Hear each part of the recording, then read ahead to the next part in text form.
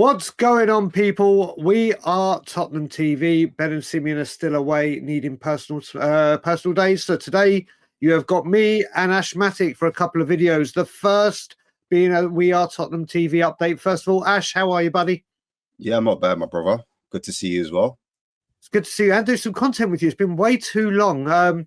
We've united on a different channel rather than doing it on our own. But here we go. So we have a few bits of news, and we're starting with updates coming out about Radu Dragusin, Ash. So Matt Law has said Tottenham fear Radu Dragusin could miss the majority of the remainder of the season, which was followed up by Fabrizio Romano saying Tottenham internally feel that Radu Dragusin's knee injury could be serious. At least one and eventually two centre-backs will be joining in the final days, is what Romano's saying, and we'll get onto transfers after. But it's bad news for Radu and Tottenham, isn't it?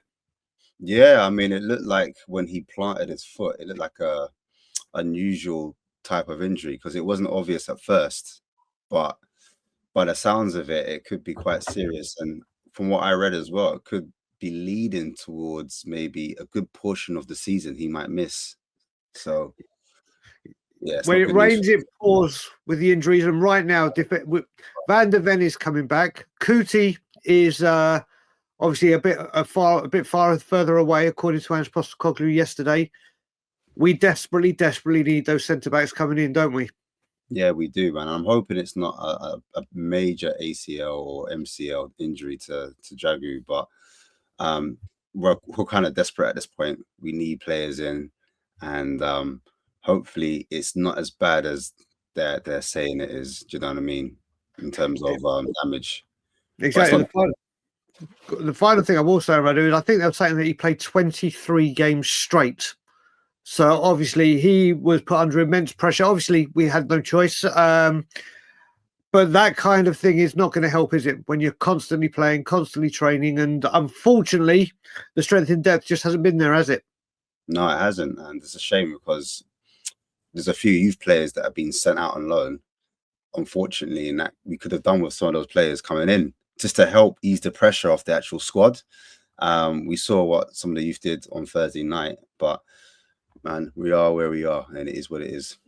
Well, first of all, we all wish Radu a speedy recovery. It's a season-threatening and horrible injury to have if it is as bad as first feared. But moving on to what could have been, and I use the word could have been, a replacement to come in immediately would have been Fikayo Tomori.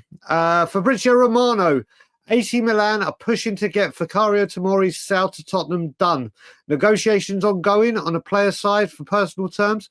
Milan wants to move him on and sign new centre-backs.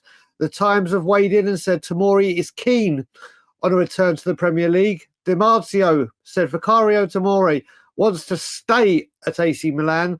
He has not accepted a move to Tottenham at this stage. And Sky Italia earlier today broke that Fikayo Tomori has rejected a move to Tottenham. Let's talk, Ashmatic, first of all about the player, not about the transfer, and another one bites the dust. It's getting to the point now with defenders. We're in a deep hole. But do you think Fikayo Tomori could have been the answer to some of these questions? Yeah, I honestly think he could have been. I thought he was unfortunate to miss out on the England squad at one point. That's how I regarded him as a defender. Yep. Obviously, the emergence of Gueye at Crystal Palace, he had a great season, and when you're not over here, you don't get to be seen as closely as other players. So I understand why he was missed out. But as a player himself, I think he would have been a great alternative to someone like Dragusin. He's got a bit more mobility, a bit more pace than himself. And I just felt like, yeah, that's a player we could have done with, especially at this time. Whether people rate him as a first teamer or not, I think, yeah, he would have been suitable cover, especially being at his age as well. 27, he's not a youngster. It's more seniority figure as well. So, yeah, I think it would have suited all parties, man. It's another player that split opinions, as every single player does with Spurs in the January transfer window or any transfer window. But obviously, he would have been English as well, so homegrown would have helped with that part of the game, of the modern game. It's just literally now we'll get on to the fact that my mama told me to play for Tottenham, and I said, no, no, no. We are just getting turned down left, right, and centre at the moment, aren't we? It's quite frankly, it's getting as embarrassing as my attempt to sing just then. Boy, you know what? It's a thing where it's mashing up my weekend, and Spurs aren't even playing. That's the worst thing about it. Yeah. If Spurs are playing, you'd understand. But how are we out of the news? How are we not playing on the weekend? And this mood is a black clouds over all of our heads at the moment. It's not good because I thought off the back of Thursday we'd have the energy going into this Brentford game and we could be positive going forward. But these recent reports of another player turning us down is just, I mean, to be fair, we've done it to ourselves, if I'm being totally honest, without going into things. But yeah, it's not good. Yeah. Actually, you know what it is? Well, you like myself, I got very worried with these two deals when it was the clubs agreed to fees before the players had, because obviously that used to be the old day football, didn't it? You discuss it, bid for, you can now speak to the player. Now in modern day football, it's speak to the player, agree terms, then, and obviously the Kane money was going to get wiped out for Tell.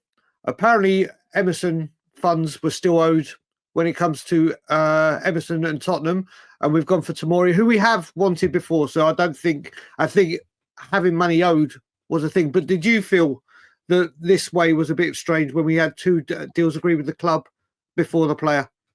Yeah, it just leaves more questions than answers, like to how they are structuring deals, if there are actual plans in place. Yeah. We knew we needed players from November due to injuries. And one thing I noticed is that the priorities kept changing. So from centre back to left back to wingers to centre forwards, then back to centre backs. It's just been all over the place.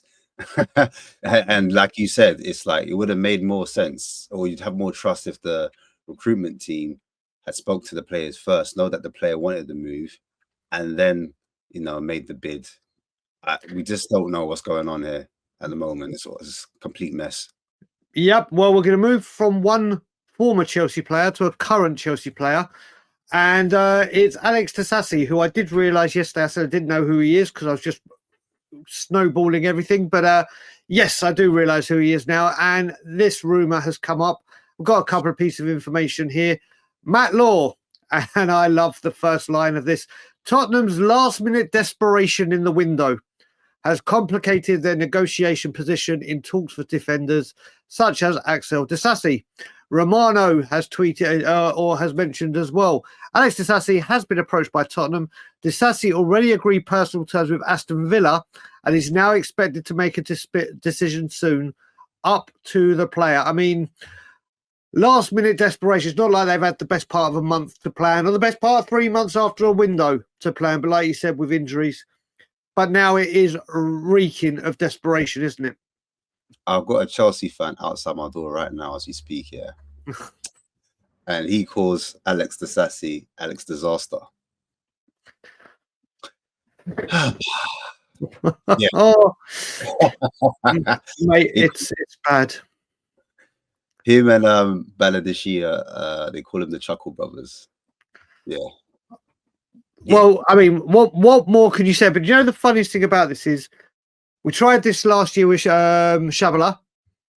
When the people we tried with Gallagher, Spurs and Chelsea do not do business. And if we do, it's taking Chelsea players that they just want out of the club to help them clear some space to bring in talent. This one, I don't see going through at all. I think it's hot air. What do you think, Ashbatik? I think the club are desperate at this stage, and they're just like a madman with a shot barrel gun, literally aiming everywhere and just shooting in any direction that they can. That's how I feel. Because like you said, Spurs and Chelsea is like milk and water. They just don't mix. You're right. We got the final two bits of information, and they're just brief ones to go over. There's been rumours about Breel Embolo. Sorry, my bad.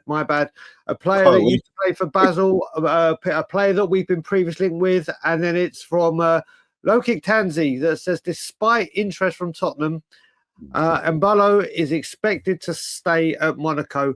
I actually really like this player. I think he's a real top player, but it doesn't look like this is going any further. What do you think of the player, Ashmatic? Physical specimen, fast, suits the Premier League, threat in the air as well. I was quite confused though by all these striker links, because I do understand that Solanke's out and obviously Richarlison's come in. I had the feeling that because Johnson was out and Son was underperforming, I thought we were going for more of a wide forward than a striker. Yeah. So some of the striker links, like even we've been linked to Wisa as well. He's just an out and out striker, to my understanding. So I was like, we're scrambling around for players, and I'm not quite sure if we're going for a striker or if we're going for a forward that can play in all three positions, because I'm not sure if this player suits that profile. I just have more questions than answers, bro. I'll be honest with you. Like, I'm not even trying. I'm trying to do a calm, a professional stream right now, bro. I'm trying to keep it minimal without getting my own opinion in. But like, it's crazy right now. It's the wild, wild west. That's all I can say. It really is, and that you made a fundamental error, Ash. You said the word plan, and going for strikers. It looked like we needed wingers. Don't be silly. The only thing I can think of with it is maybe a Richie is going in the summer, maybe a Johnson or whatever, and they're thinking, or like they've done with Richarlison before, Kane, Dragusin, and they're bringing in an anticipation of what's going ahead of the summer rather than fixing the issue now. But the final bit of news, and this is attacking targets, and this is the Bleacher Report. So, Tottenham Hotspur have inquired about signing Alejandro Garnacho, Tyler Dibbling, James McAtee, and Christopher Nkunku. We've gone back to Chelsea, Jesus Christ, in the last 24 hours. I mean, this is like the desperation aisle. Everything must go in the supermarket now, isn't it? I told you, these men right now, it's just like you said, scramble. And back in the 90s, back in 2000s, remember the last time we did this style of trading? I call it trading, transfer opportunities, yeah, with Van der Vaart, and we were like, oh my days, we can't believe it, we got a superstar, blah blah blah. Back then you could do that, but because we've had our chairman for so long, he thinks these type of tactics can still work, and we're doing what we did then, and they're trying to bring it into now. If you look at what Aston Villa did with Marlon, that was planned months before. Do you know what I mean? They were negotiating with the player and his agents long before they actually made that transfer. So when we saw that happening and we tried to jump on top and we thought, oh, let's go for Marlon and compete against Aston Villa, ain't gonna happen. Do you know what I mean? There's a few other examples. Man City, I know we're not on the same financial playing field as them, but you could tell that was strategic planning that went ahead, and they identified that they were slipping down the table and they needed to make sure they're in a Champions League position. And so they acted upon it, but they did it with haste and they planned properly. Us now, we get Kingsley. Oh, we've moved him forward because that was meant to be our summer target, but we brought it forward. So then everyone's like, oh, okay, early signing. Oh, maybe we're going to be a little bit different. And we tried to go for the superhero hotel, like, what Levy gets into the jet plane, and just I was like, wow, this feels like Porro all over again. Like, oh, is he coming to save the day? Not this time. Sweet. Not this time. And all I will say with that before we close out is, when you say we can't move with Manchester City, financially they may have more money, but financially we can spend it and go out and sort this. We just choose not to. But anyway, that is your We Are Tottenham TV update, or installment 1. We're pretty sure there'll be an installment 2 as the day progresses. Ash, thank you for joining me. Give your channel a shout out and what's coming up. Yeah, you can find me on Spurs Kings TV. You're going to catch me actually this Sunday on We Are Tottenham TV. I'll be doing a watch along versus Brentford. So yeah, wish me luck. I wish you luck for the fan show when I come on, if it's a performance like Leicester, because you'll be in for a wild ride. Guys, obviously you can find me and the guys at Tottenham on Tour tonight, 9 p.m. UK time. I have Jay, who is spearheading, along with Change for Spurs, the protests against the ownership to try and get change for this football club. He's going to be taking questions. We'll be spitballing ideas. So feel free to come and join us and lend support or give ideas. Anyway, whatever you're doing, wherever you are, have a great weekend. Like, comment, share, subscribe. And as always, come on, you Spurs.